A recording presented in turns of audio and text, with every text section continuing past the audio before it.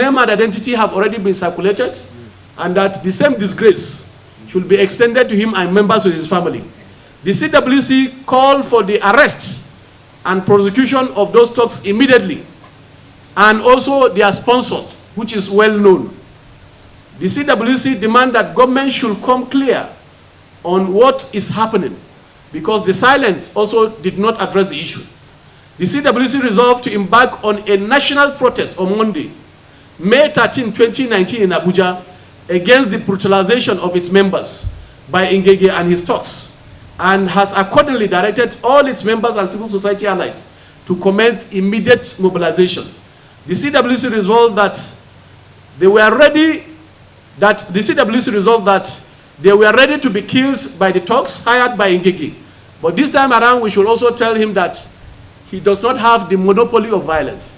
It's because we thought that in a civilized system, workers should be seen to respect the rule of law and respect the rule of engagement.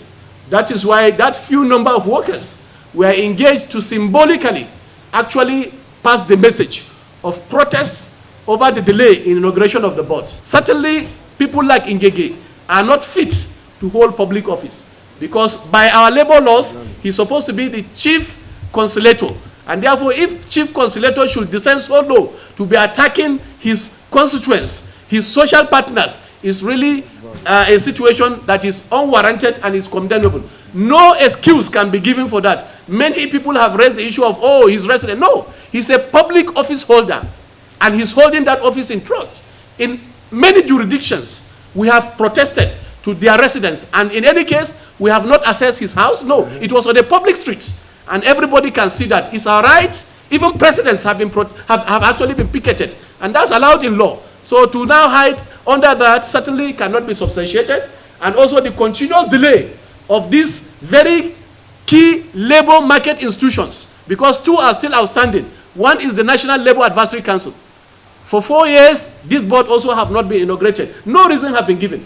And therefore, this has been his character, this has been his dealing with labor, and that's why we have had the worst administration in terms of managing labor, and that is why we have had crisis in almost all the sectors in industrial relation. It's most unfortunate, and we demand that Mr. President should also exit people like Ngege. The investigation carried out by EFCC in the activities of the Social Insurance Trust Fund in the last 5 years point out to the fact that his representative, his permanent secretary, judgment have been obtained. They have looted our funds. And therefore, we are not surprised he's trying to shift the blame. And we call on government, if the issue is about corruption, let there be a high judicial panel to find out who is actually corrupt. Is it the minister or workers? Clearly, it is him that is actually corrupt. And therefore, we cannot hide under the issue of corruption and say that the board it should be delayed. One, is the corruption under this dispensation?